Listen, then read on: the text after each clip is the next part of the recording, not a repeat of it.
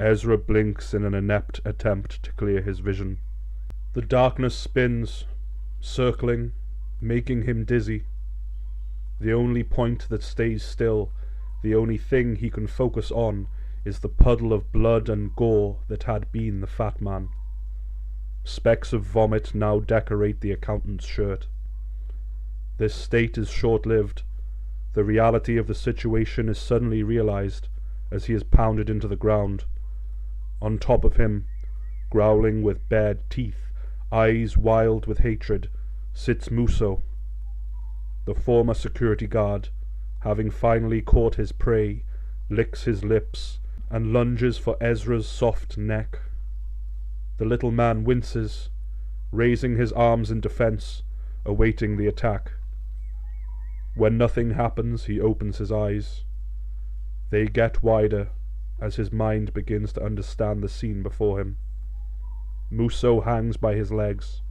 The xenomorph holds them in its strange hand. Clay-like material, sandy in colour, holds him aloft, some 15 feet above the shimmering tiles of the temple. The undead wriggles and shakes. It lashes out at the writhing form, even biting at the thing's grip, but the entity is solid, like baked ceramic. Muso's teeth can't cope with such hardened flesh. They scrape over it, squealing like nails down a blackboard. Some of them shatter, some of them twist in the gums. All this commotion is lost on the creature. It's emotionless, seemingly inactive, until it flings the large undead across the temple. The force needed is great, yet it fires him effortlessly into a pillar, body wrapping around the stone. Ezra watches as it hits and falls to the ground. No movement this time. His friend is lost, reduced to a sack of broken bones. The little accountant feels the xenomorph's attention land on him. His skin crawls, stomach cramps. The great formless mass towers over the little man. Limbs grow out of its torso. One of them wraps around Ezra's legs and lifts the fellow off the ground. It tightens around his ankles, causing a shockwave of pain to pierce his mind. "Shit, no!" cries the angst-ridden Ezra.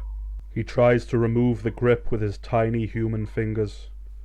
They're pathetic and weak, and of no use here. He hammers at the thing's gripping mandible with his fists. Knuckles skim. Blood marks are left with every strike. This draws a reaction from the clay creature. Another limb grows from its central mass, working its way up like a snake to the floppy little man. One limb grips his legs. The other wraps around his body. The xenomorph holds him firmly, then twists him about the waist. Bones fracture, breaking into splinters. Fiery hot pain pounds into the man's groin. He feels his pubic bone crack. Urine and feces rush out of his body. He cannot scream. The breath is forced from his lungs by the relentless grip. A slight choking cough is all he can muster. The mighty creature turns with Ezra in hand. Leg-type extremities poke out from the surface of the thing, 2 of them reaching out in support. It lumbers towards the raised plinths on which Ezra and the fat man had been resting. With every step his pain eases, the monster's mind now focusing on propelling itself and little else. Ezra swings like a fleshy pendulum in the thing's pincer-like hold. Then his body is dropped onto the platform, landing on the broken statue and coals of his fire. From 10 feet he falls. Now finally he can let out a savage cry. He can see the damage, his distorted legs, the limbs snapped and crushed, the bones inside no longer useful, no longer able to support their bearer. Any movement produces instant pain, sharp, convulsive agony. The stone beneath his lower half pools with a mixture of blood and effluence. It seeps from his right thigh.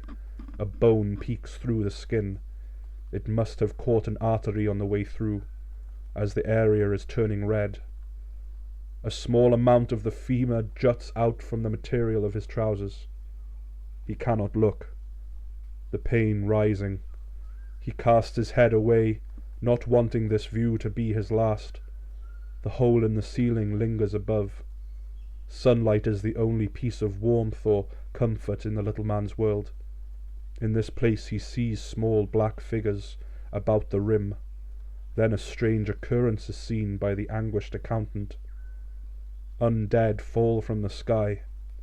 They rain down on the dust-covered gold like gore-filled tears, landing and splitting open, spraying their entrails in an arc around them. At first the shower is light, only a few fall. Then comes a downpour. They don't look before leaping. They are fearful of the surface. They run, scared, launching their bodies into the abyss. He feels the earth tremble. The rubble under him shifts. The temple rattles. Gold vessels and trinkets chime in the alcoves. From the ceiling comes a small litter of dust and stone. The poor creatures hammer on the tiles, erupting with blood, turning the floor to crimson, collapsing and popping open. Many fall before the torrent dwindles. The number of newcomers drops to 0. The last of the crowd replaced by a taller object, a shape that he could only comprehend as human, not bent double like those poor swine. The captain has arrived. His rifle spits out its payload. Quickly the man turns. He moves into the hole, rear end first, tied into some makeshift abseiling rig. A rope tied to a rock, combined with his belt buckle. He seems tiny and innocuous amongst the grandeur of the vast gold temple, like a spider dropping from its web, descending from the rafters of a great cathedral. Ezra isn't the only one to notice this random sight. The xenomorph stumbles amongst the pillars, just slight enough to fit through the gaps. Even with the advantage of pliable flesh, it struggles to travail the area. The beast slows as Ike makes his landing. The man rips his rope from the harness and assesses the situation. The darkness in every corner, the meaty piles of undead, the bright floor beneath them, endless, colourful frescoes, and the large creature that lingers in the glut of pillars. It makes its way towards him, innocuous and terrifying at once, with a countenance like nothing he had ever seen or dreamed of. Quite sobering a sight. The captain has fought in many conflicts. He'd hunted deadly prey, survived torture, none of which prepares him for this. The fear of impending death, so urgent, his mind yells out. Only the training helps him, the regimented muscle memory. He checks the breech of the rifle, then the magazine. Happy with the situation, he reaches into the duffel bag, relieving it of a blasting device. It's primed and thrown in one swift movement. The tight little bundle of explosives lands at the feet of the beast. His rifle is taken in hand, lifted and levelled at the xenomorph.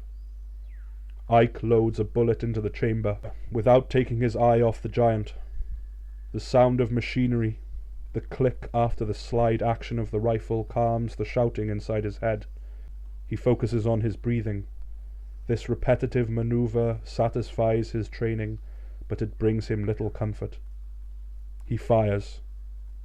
Suddenly yellow dust appears around the creature. Hot metal peppers it and chips away the surface. The stony facade fractures. The shell cracks. Pieces slide off its torso, breaking from the rest.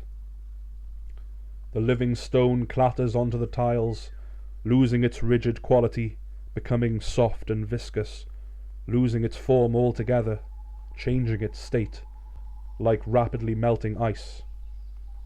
The device explodes. A mushroom of scorched air engulfs the clay creature. Burning clouds turn orange and red as they surge upwards. The pillars are shrouded by this flaming turbulence. Plaster, stone, and gold burst from the walls and pillars. damage doubled by the confined spaces between them.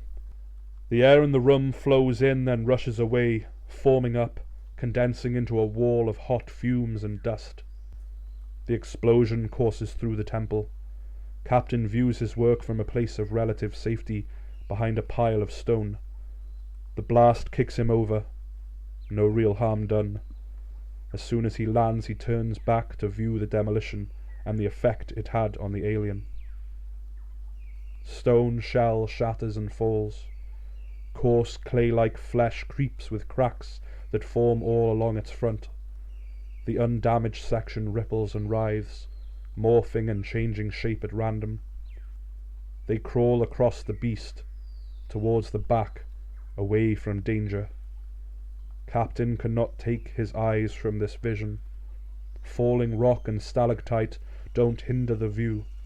He sees inside of the beast, like an orange with its peel torn away, but there was no refreshment there, no sweetness to be had, only a dark marble-toned skeleton, initially curled into a ball, slowly unfurling its arms from its body before bursting free like chick from egg. The outer flesh recedes, leaving this being, born of its innards, open to attack. The dark demon tilts its head over. Bright yellow eyes fix on the man. Captain scrambles. He does not hesitate. The rifle's magazine is emptied into the face of the alien. The initial volley misses. A few of the bullets hit but fail to penetrate the thing's hide. The final two find a soft target, a fact that is reinforced by the violent reaction of the being. Bright yellow eyes are turned to bright yellow jelly. Strange glowing liquid spits onto the temple tiles. The right optical orb is ruined, and the beast's urge to pad at the injury only makes it worse. It attempts to keep the thing intact, only to pull the delicate organ apart.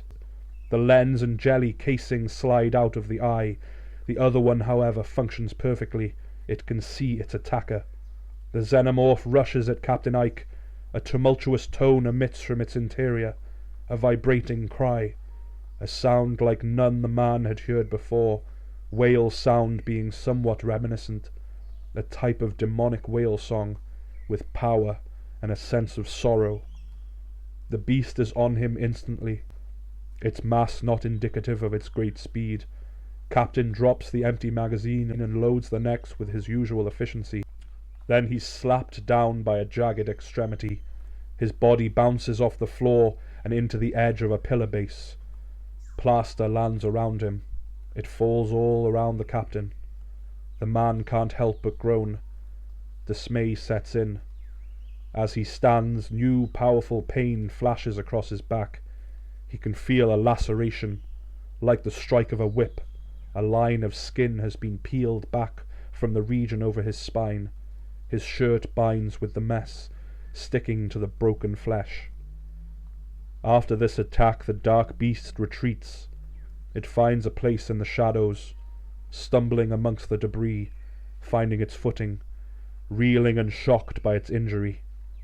Taking time before mounting the next attack, its prey ignorant of its dangerous position.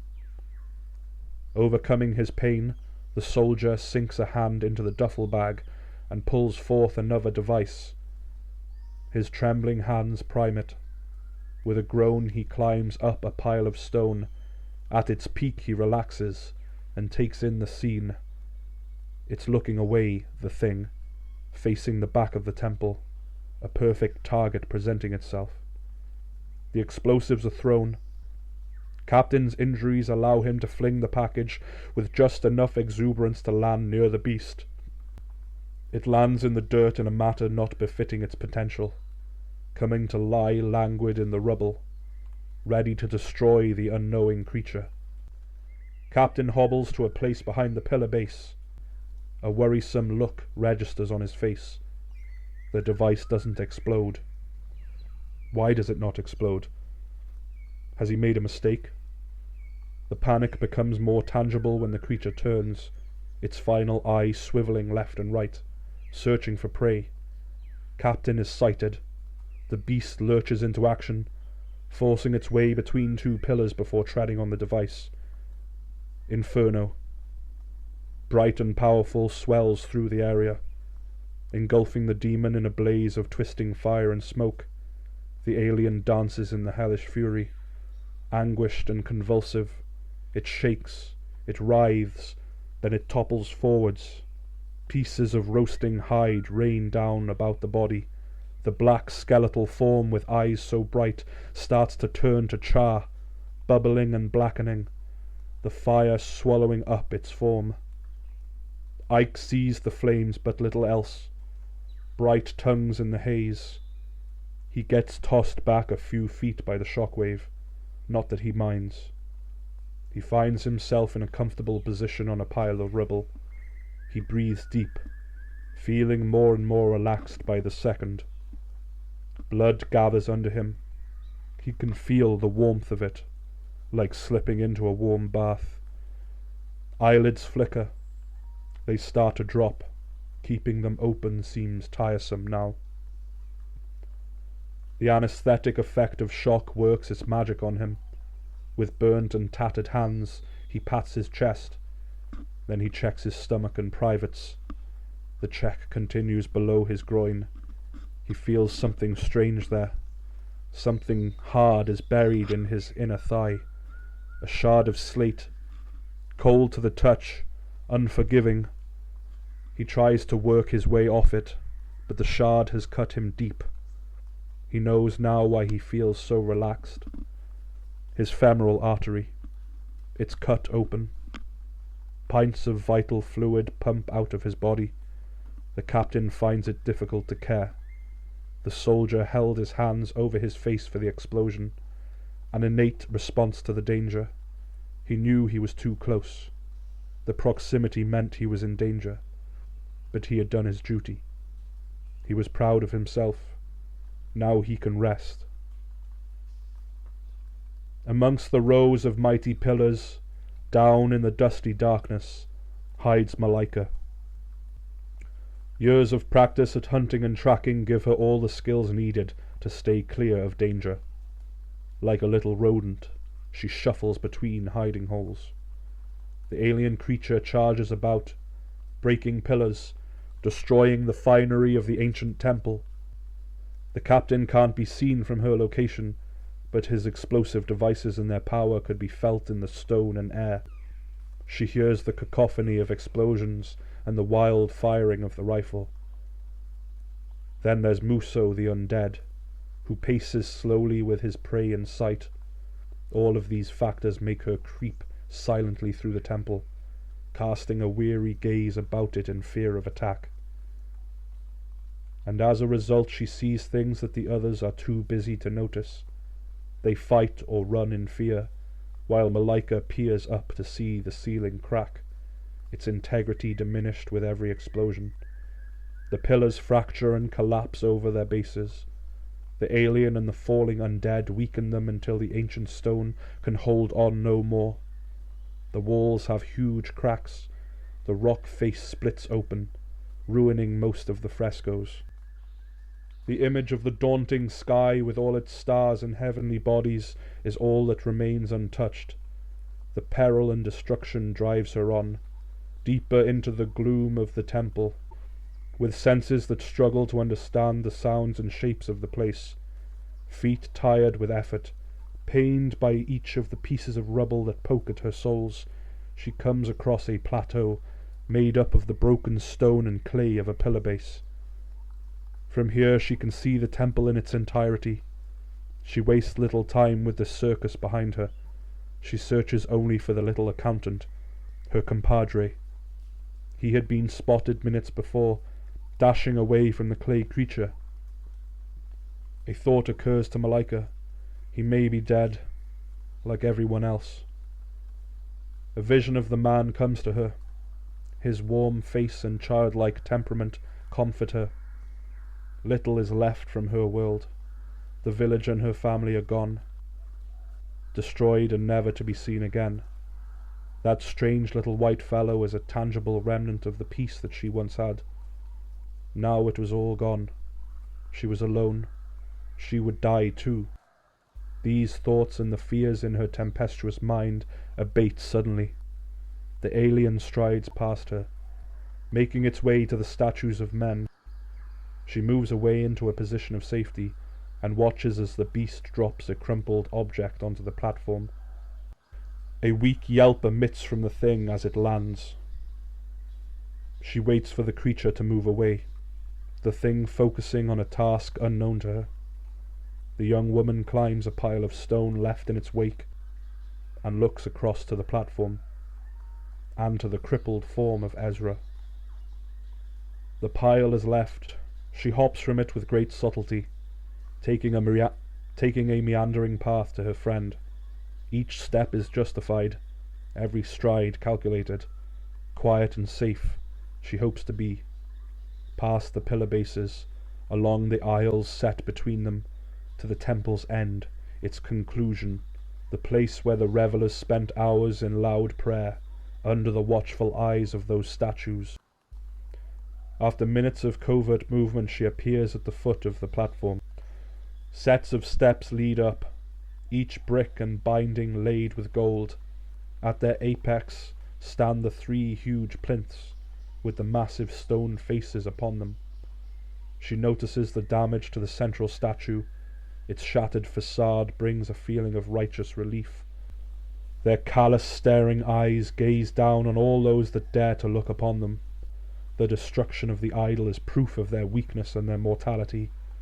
Nonetheless, those hard, chiseled features, ripe with religious fervour, send a chill down her vertebrae. She rushes up the nearest set of steps, but stops when she hears Ezra's pain-ridden groans. She works her way up to him in a methodical manner, stepping quietly and looking over her shoulder, repeating the task until she's upon the plinth. The first thing she notices is the blood, its colour so rich, so luxurious, so vibrant against the dull stone.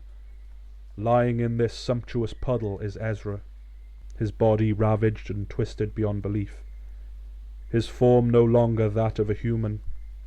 She can't help but gasp and stutter out his name, Ezra. He flinches upon hearing his voice. "Oh God! Oh God! What? Relief washes over him. The pain dulls momentarily. He continues. "Leave! Just go, you gotta go!" Malika cannot understand his words, but can tell from his gestures that he wants her to move away. Even in this state he tries to protect her. This knowledge makes it harder for her to follow his command.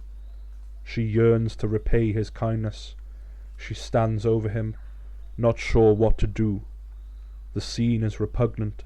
The smell, the mess of flesh, the contorted tubes of meat that used to be Ezra's legs, the sour smell, and the pain and sorrow on his face.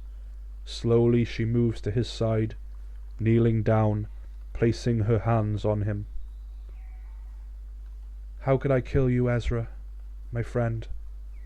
How can I do what that foul woman says?" She feels the urge to cry. Worry taints her visage. Tears stream down her cheeks. How can I do such a thing? The fear weighs heavily on her. Yet there is something that draws her eye away from this dour situation. A gleaming piece of gold. It shines like fire even in this dank crevasse. She takes it from his pocket, just as Ezra had plucked it from the dead man on the stair. It stares back at her as she inspects its design. The half-beast, half-man figure stands proudly above the blade, the metal pristine as if newly cast. Malika draws breath. She recognizes the style of blade and the creature, with its strange form and malicious countenance. "Beautiful, isn't it?" Ezra murmurs. He watches her turn the thing over in her hands. A reflection of sunlight dapples her face. "I thought I could sell it when I got out of here. Doesn't look like that's gonna happen." He trails off, Then they hear stone moving, scraping. Over that they hear a reverberance like whale song, tormented and pained. It echoes about the cavernous temple. Ezra sees it first. He stutters, trying to form words. Without luck. He points instead, over her shoulder. Malika turns slowly, not wanting to discover what it is that scares her friend so. A dark skeletal shape leers at them. Black flesh wrapped tight around long, jagged bones, all swarming with flames. Its skin oozes with some strange chemical which ignites readily, making quite a sight. A giant beast, robed in flames, piercing the darkness with its radiance. It seems crazed in manner, vengeful in motive, crying out mournfully, singing with pain and hatred. Without the cumbersome shell, it moves with predatory elegance. It flows between the pillars, slashing at the rock. The stone structures cannot contend with its violent nature. Only a few can resist. Most come tumbling down, shocked by the beast's tumult. Their tops cling to the ceiling as the rest falls away. Then the ceiling gives way too, releasing the pillars. They crash into the ground, sending out waves of destruction. Through the debris and falling stone it charges, its black hexagonal scales like that of a snake, its remaining yellow eye fixed on the couple. The beast jumps and clings to the pillar closest to them. Large talon-like digits wrap around it, scraping at the rock. The wide monolith, weakened by the days of tectonic stress, crumbles under the weight of the beast, its grip becoming loose as the structure breaks. Piece by piece it topples, leaving only the very top section, hanging from the temple's ceiling. The alien leaps from the collapsing pillar. Claws grapple at the nearest object, the raised plinth. Ezra and Malika shuffle back from the edge, distancing themselves from the creature's bladed fingers and the flames that surround them. The little accountant struggles. His injuries cripple him. With help from Malika he moves away, just as the xenomorph gains purchase on the stone plinth. It climbs, flickering flames rising over the edge. Then the large head, coming to be level with its prey. A clawed paw reaches over to them, stretching out towards the terrified humans. As the talons rush at them, a burst of gunfire chatters, its sound echoing round and round the temple. The beast reacts, quickly spinning, turning and sighting its attacker. The captain stands on a wrecked pillar base, a grimace of agony written on his face. He unleashes the full force of his rifle. Bullets bite into the flaming beast. He screams, "Eat this! Eat it!" Saliva sprays from his mouth. Dirt cakes around his jaw, sticking to his sweat and blood. The rifle vibrates his whole body. He struggles with the machine. Its bullets puncture the beast and the structures around it. With a roar the thing turns and charges, elbowing its way through the forest of pillars. The monoliths collapse in rows, one toppling onto the next, sending shattered stone in showers. Malika watches, aghast. The largest structure she has ever seen, foreign and shocking to her senses, crumbles in front of her.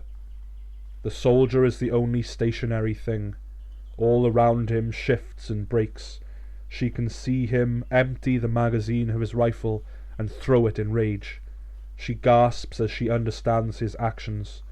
The captain pulls the final device from his satchel. He readies it, then holds it aloft, almost taunting the beast. Ezra sees this gesture too. He doesn't know the man, but he knows instantly what he's doing, and what the man is sacrificing. "No, stop him!" Ezra cries from ragged lungs, his voice like gravel, every word shot with pain. His words mean nothing, sound lost in greater sound. The beast springs. It's on him, scraping and gouging, The captain disappears under it. Only a faint rallying call can be heard as the soldier screams through his final breath. The flash takes the duo by surprise. Ravenous flame reaches up, licking at the ceiling. Its radiance scores their retina, the dark form of the creature lost to the light. Shockwaves toss rubble and rock, followed by a wall of blistering heat. Waves of dust rush over them, jostling hair and clothes. The warm glow dissipates, leaving a cloud to drift around the temple floor. The swirling smoke tries to escape, feeding into the holes in the ceiling. The scene clears, revealing little, a scorch mark but no blood. He has burnt away to nothing. The captain rests in tiny pieces. Smoke spirals. From the dense cloud emerges the creature, shrouded by the smoke, black skin flayed, chemicals leaking from within, talons missing, reduced to stumps.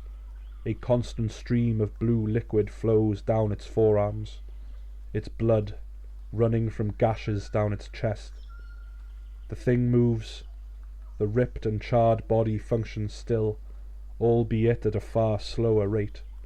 Like a drunk, stumbling without balance, it falls forwards. Malika watches the beast drag itself along. She is the only thing left to attack. She feels the urge to survive. Her mind tells her to drop the little man and run, hide in some corner. The creature's strength is still terrifying. It fights on, trying to reach the young woman, its eyes locked on her. Above this scene, the roof begins to fall. The stone ceiling cracks after hours of excavation and explosive abuse. With no pillars left in support, it gives way. Huge chunks of rock tumble down, more and more by the second, until the room is full with earth. The great beast that hangs from the ceiling now comes crashing to the ground, face first into the golden tiles. "Oh my God," Ezra whines. Malika too fears the worst. She grips at the man, unconsciously pulling him to her. He turns, looking up at her face.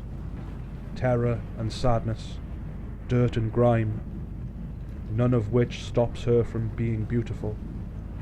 Ezra is, in some respects, lucky to gaze upon her as all the world collapses around him.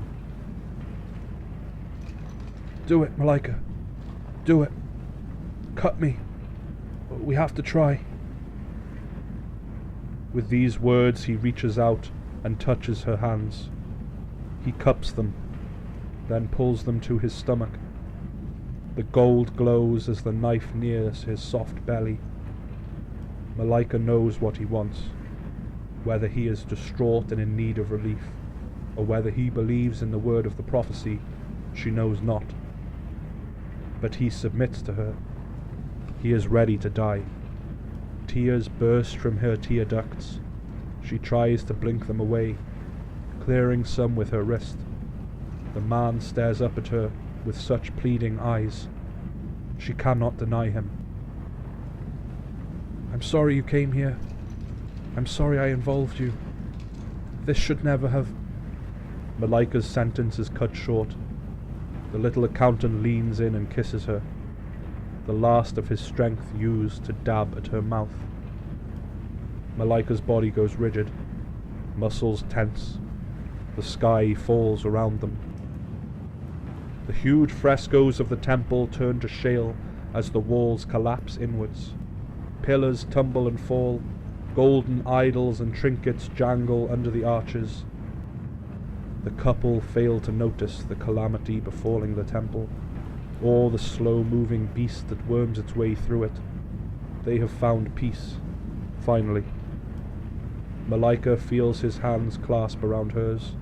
The ancient blade is held by them both. Then his arms jerk suddenly. He lets out an anguished moan. The couple part lips. Ezra pulls the knife into his midriff. It glides seamlessly through the muscle, only slowing to cut the tougher membrane of the body cavity. They feel the heat of his innards pour out onto their hands, an unimaginable amount, buckets full. He loses colour quickly. Flesh becomes pale like duck eggs. He yelps and groans as the knife tip hits his spine. A shock like electric convulses through his body. Mouth opens and closes like a fish on dry land. His gaze comes to rest on his partner's face, eyes calming. Malika had not thought of this man in any romantic sense.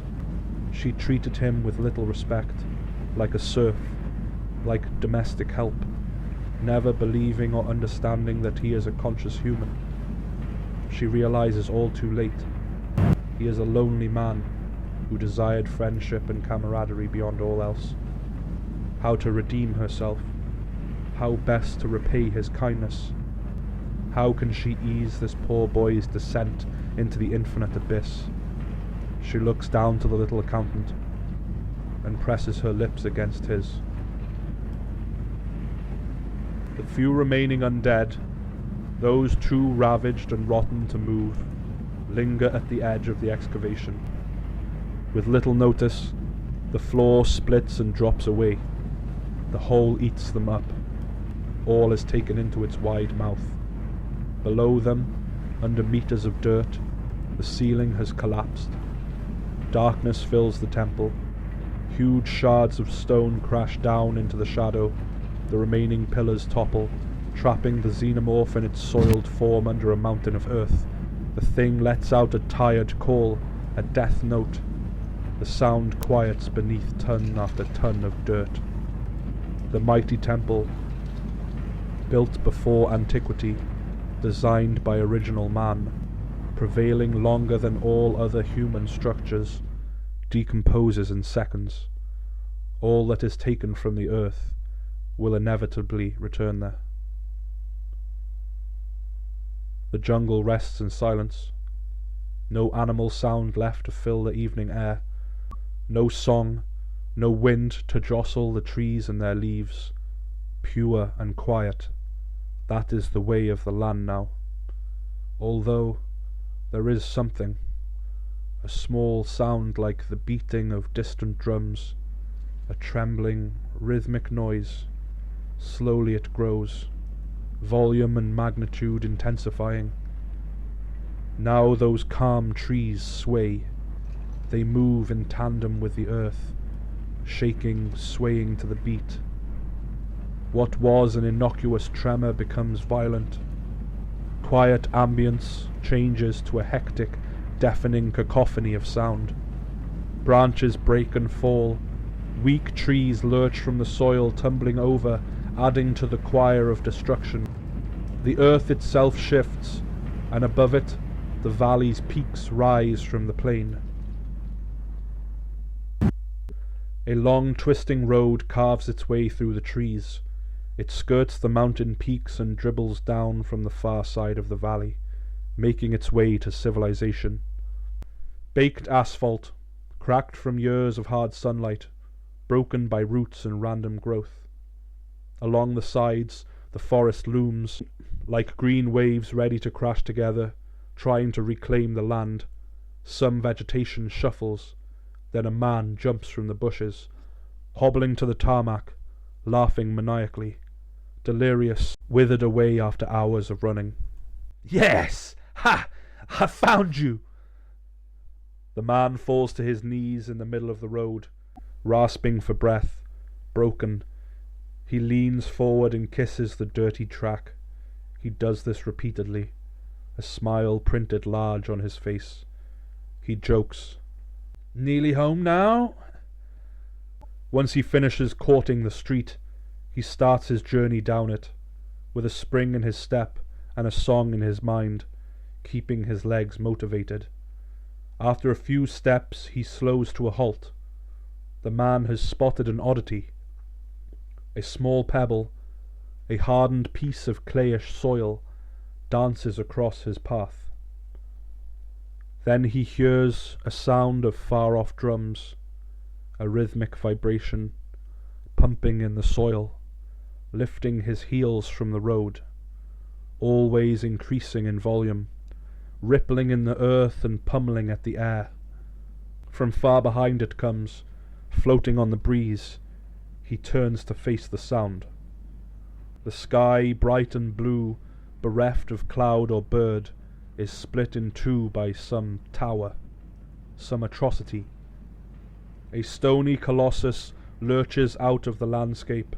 The valley, all the land that the two tribes inhabited, the mining colony and the temple, is torn from the crust of the earth. It falls as the immense object rises. Like the rainy season has come early, bringing a yield of fetid red soil. Now the ground at his feet parts. The tarmac and soil contorts around him. This previously thankful man feels a cool sensation over his feet. Puddles of brown water course up to his ankles, fed by subterranean stress, forcing all the moisture and stored water to the surface. The road cracks. A crevasse yawns open. Baked clay falls in flat sheets into the breach. Astounded by none of this is the man, who gazes up at that monstrous thing that parts the sky, in awe of its massive size, stunned by the destructive power. He winces as it passes in front of the sun, the momentary eclipse, adjusting his eyes just enough. Then the pain strikes as the light hits his corneas once again. Quickly he covers his face. From between parted fingers, he stares up at the obscene article that came from the earth. He speaks plainly. Is that an arm? When the gods are watching, when the eyes of the sun and the eye of the moon peer down, you must act. They must see our actions, to judge our resolve.